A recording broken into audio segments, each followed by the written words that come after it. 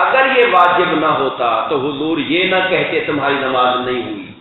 مگر زمین پہ پورا ہاتھ نہ رکھے، کہا ایسے تو جانور رکھتے ہیں اپنے ہاتھوں کو زمین کے اوپر۔ بسم اللہ الرحمن الرحیم۔ حضور نبی کریم علیہ الصلوۃ والسلام کی احادیث طیبہ کے درس میں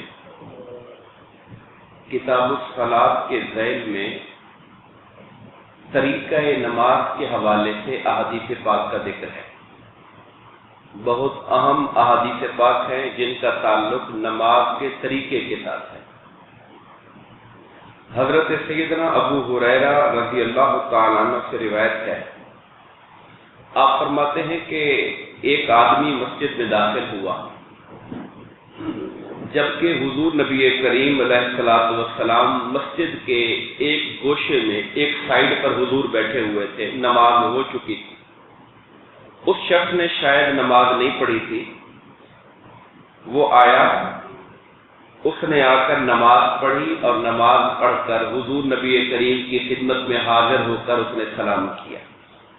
مسجد میں آیا، جا کے پہلے سیدھی نماز پڑھی، نماز پڑھ کے آ کے حضور کو سلام کیا۔ سرکار نے فرمایا وعلیکم السلام، واپس جاؤ اور جا کر نماز کو دوبارہ پڑھو، تم نے نماز نہیں پڑھی۔ وہ جو پڑھ کے آ رہا ہے آقا اس سے فرما رہے ہیں واپس جاؤ، جا کے نماز دوبارہ پڑھو، تم نے نماز نہیں پڑھی۔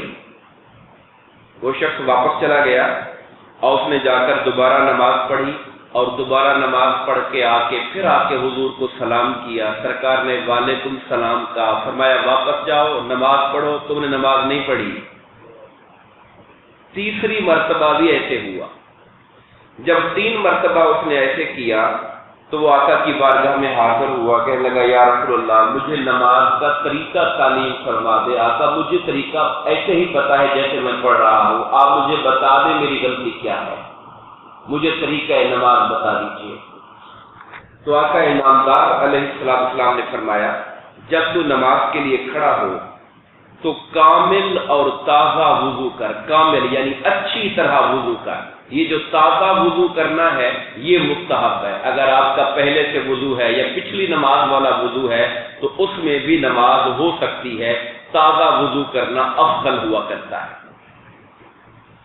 پھر قبلہ کی طرف منہ کر، پھر قرآن میں سے وہ پڑھ جو تیرے لیے آسان تجھے یاد ہو، یعنی تلاوت کر، اور پھر رکوع کر پورے قرار اور سکون کے ساتھ۔ یہ جملے قابل غور ہے، رکوع کر پورے اطمینان کے ساتھ، پورے سکون کے ساتھ، پھر اپنا سر رکوع سے اوپر اٹھا اور اچھی طرح سیدھا کھڑا ہو جا۔ رکوع سے سر اٹھا کے بالکل سیدھا کھڑا ہو جا، پھر سجدے میں جا یہاں تک کہ تو پورے قرار و سکون کے ساتھ سجدہ کر، پھر سجدے سے سر اٹھا اور سکون و وقار کے ساتھ بیٹھ، دوسرا سجدہ کرنے سے پہلے پوری طرح بیٹھ جا، سر اٹھا کے پوری طرح بیٹھ جا، پھر دوسرا سجدہ کر۔ اس طرح تو اپنی باقی پوری نماز پڑھا کر۔ یہ جو حدیث پاک کے اندر وہ شخص، وہ جو نماز پڑھنے والے جن کو آقا کہہ رہے تھے کہ نماز جا کے دوبارہ پڑھو، وہ غلطی کیا کر رہے تھے؟ وہ رکوع و سجود میں جلدی کر رہے تھے، اس لیے حضور فرما رہے تھے جا کے نماز دوبارہ پڑھو، تمہاری نماز نہیں ہوئی ہے۔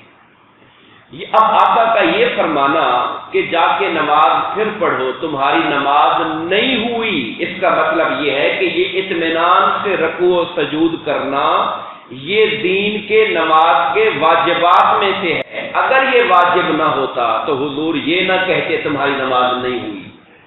اگر واجب نہ ہوتا، اگر یہ ضروری نہ ہوتا تو آقا یہ نہ فرماتے کہ تمہاری نماز نہیں ہوئی، یہ فرما دیتے تمہاری نماز کامل نہیں ہے یا نماز میں پورا ثواب نہیں ملے گا، یوں فرما دیتے۔ مگر یہ کہنا کہ نماز نہیں ہوئی، اس کا مطلب یہ ہے کہ یہ لازمی چیز تھی جس کو ہم نے چھوڑ دی۔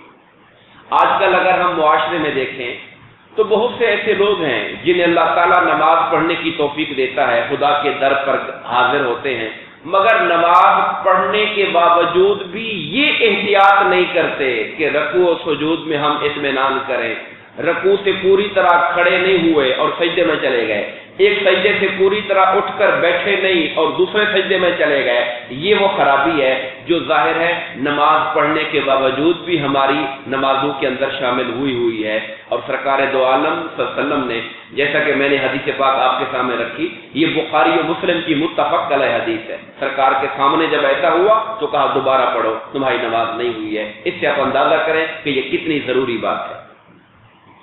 اسی مفہوم کی اور حدیث پاک ہے جن میں تھوڑی تھوڑی باتیں اور بتائی گئی ہیں۔ ام المومنین حضرت عائشہ صدیقہ رضی اللہ تعالیٰ عنہ سے روایت ہے، آپ فرماتی ہیں کہ رسول اللہ صلی اللہ علیہ وسلم تکبیر سے نماز شروع کرتے، یعنی اللہ اکبر سے نماز شروع ہوا کرتے تھے۔ قرات میں الحمدللہ رب العالمین پڑھتے، پھر سورت ملاتے۔ جب رکوع میں جاتے تو اپنے سر کو نہ بلند رکھتے نہ پست کرتے۔ اب ذرا غور فرمائیے، رکوع میں جب چلے جاتے آگا، نہ سر کو ایسے کر کے رکھتے نہ بالکل گردن کو نیچے لگا دیتے، یعنی سر اور پشت کمر برابر رہا کرتی تھی۔ اب رکوع میں آپ جب جائیں گے تو پھر آپ اس کو چیک کیجئے گا، رکوع میں جا کے دو طریقے ہو سکتے ہیں، یا تو ہم گردن تھوڑی اوپر رکھیں یا ہم گردن کو بالکل نیچے کر دیں۔ آقا نہ اوپر کرتے تھے نہ نیچے کرتے تھے، کمر کے برابر درمیانی حالت میں رکھا کرتے تھے،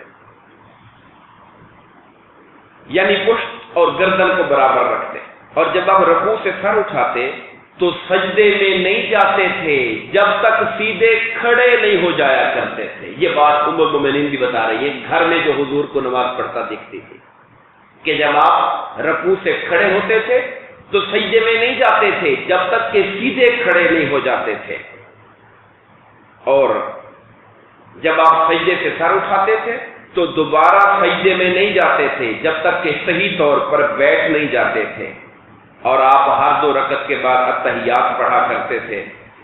آپ اپنا بایاں پاؤں بچھا دیتے تھے، دائیں پاؤں کو کھڑا کرتے تھے۔ اتحیات میں بایاں پاؤں بچھا کے اس کے اوپر بیٹھنا اور اپنا دایاں پاؤں کھڑا رکھا کرتے تھے۔ اور آپ مردوں کو درندوں کی طرح بازو زمین پر بچھانے سے منع کرتے تھے۔ یہ ایک اور بات ہے، سجدے کے اندر بعض اوقات ایسا ہوتا ہے، بعض لوگوں نے اپنے ہاتھ جو رکھے ہیں سجدے پر تو اپنا بازو بھی نیچے پورا زمین پہ رکھا ہوتا ہے، اور صحیح طریقہ کیا ہے کہ آپ اپنا بازو، اپنے ہاتھ زمین پہ رکھیں اور اپنے بازو کو نہ تو اپنے سینے کے ساتھ ملا کے رکھیں اور نہ زمین پہ رکھیں، بلکہ تھوڑا فاصلہ رکھیں۔ اور یاد رکھیے، جب ہم جماعت کے ساتھ پڑھ رہے ہوتے ہیں نماز تو اس وقت ہمیں زیادہ ہاتھ بھی نہیں کھولنے چاہیے، کیونکہ باقی دوسرے نمازیوں کو ساتھ میں تکلیف ہوگی۔ اکیلے جب پڑھیں تو اچھی طرح کھلا کر لیں، لیکن جب نماز جماعت میں پڑھیں تو اس کو تھوڑا قریب کر لیں، مگر زمین پہ پورا ہاتھ نہ رکھیں۔ کہا ایسے تو جانور رکھتے ہیں اپنے ہاتھوں کو زمین کے اوپر، پورا کا پورا بازو رکھ کے بیٹھے ہوتے ہیں، وہ انسانوں کو اس طرح نہیں کرنا چاہیے نماز کے اندر۔ اگلی حدیث پاک حضرت ابو حمید الصاعدی رضی اللہ تعالیٰ عنہ روایت فرماتے ہیں، اور انہوں نے یہ حضور نبی کریم کے صحابہ کرام کا پورا گروہ بیٹھا ہوا تھا، ان کے سامنے یہ بات کی، کہا کہ مجھے رسول اللہ صلی اللہ علیہ وسلم کی نماز تم سب سے زیادہ یاد ہے، میں اچھی طرح جانتا ہوں حضور نماز کیسے پڑھا کرتے تھے۔ میں نے آپ کو دیکھا کہ جب آپ تکبیر کہتے تھے تو اپنے ہاتھ مبارک دونوں کندھوں کے برابر کرتے تھے۔ تکبیر اللہ اکبر کہتے ہوئے ہاتھ کہاں تک اٹھانے ہیں، اس بارے میں بعض روایات میں آتا ہے کانوں کی لو کے برابر، یہ جو کانوں کی لو ہے نیچے والی، اس کے برابر آپ ہاتھوں کو اٹھاتے تھے۔ بعض روایات میں آتا ہے کندھے کے برابر اٹھاتے تھے۔ تو دونوں طریقے درست ہیں۔ احناف نے جس کو زیادہ پریفر کیا ہے وہ کانوں کے برابر کو کیا ہے۔ جب آپ رکوع کرتے تو مضبوطی سے دونوں ہاتھ اپنے گھٹنوں پہ رکھ لیتے، یہ جو ہاتھ ہیں ان کو اپنے گھٹنوں کے اوپر مضبوطی سے وزن ڈالتے اس کے اوپر۔ ہمارے یہاں بعض لوگوں نے صرف ہاتھ ایسے رکھے ہوتے ہیں، مگر نہیں، اس کو آپ پکڑ لیتے، اپنی انگلیاں کھلی کر کے اپنے دونوں جو گھٹنے ہیں آپ ان پہ رکھ لیا کرتے تھے۔ پھر آپ اپنی پشت مبارک بالکل دوری کر دیتے، جب رکوع سے سر اٹھاتے تو سیدھے کھڑے ہو جاتے، یہاں تک کہ آپ کی ہر ہڈی کا جوڑ اپنی جگہ پر واپس آ جاتا، یعنی اطمینان سے کھڑے ہو جاتے تھے۔ اور جب آپ سجدہ کرتے تو دونوں ہاتھ اسی طرح زمین پہ رکھتے کہ نہ زمین پر اپنے بازو بچھاتے تھے نہ پہلو کے ساتھ لگا لیا کرتے تھے۔ اور اپنے پاؤں کی انگلیوں کا رخ قبلہ رخ کرتے تھے۔ ہم جب نماز میں کھڑے ہوتے ہیں، کبھی آپ غور فرمائیں، کھڑے ہوتے ہوئے ہمارے پاؤں کچھ کے ایسے ہوتے ہیں، کچھ کے ایسے ہوتے ہیں۔ پاؤں کو بھی کوشش کرنی چاہیے کہ سیدھے سیدھے رہیں، کیونکہ ہم نے عادت نہیں بنائی ہوتی پرانی، تو پاؤں ہمارے ٹیڑھے ہو چکے ہوتے ہیں۔ اور پاؤں جب ہم رکھتے ہیں، آپ نماز میں کھڑے ہوتے ہوئے کبھی پاؤں دیکھیے گا، سیدھے کم ہی ہوں گے، اکثر کے ایسے ہوئے ہوں گے، کیونکہ ہم نے کبھی اس پر غور نہیں کیا، اس کو سیدھا رکھنے کی کوشش نہیں کی۔ تو آقا انعامدار جب کھڑے ہوتے تھے تو آپ کے جو پاؤں ہوتے تھے وہ بھی قبلہ رخ کی طرف ہوتے، اور جب 2 رکعت کے بعد بیٹھتے تو اپنے بائیں پاؤں پر بیٹھتے تھے اور دائیں پاؤں کو کھڑا کر لیا کرتے تھے۔ یہ نماز کے طریقے کے اندر احادیث آئی ہیں۔ دعا فرمائیے اللہ تبارک و تعالی ہمیں آقا کریم علیہ الصلوۃ والسلام کے عطا کردہ طریقے کو سمجھنے اور اسی کے مطابق عمل کرنے کی توفیق عطا فرمائے۔ آمین۔ وما علینا الا البلاغ۔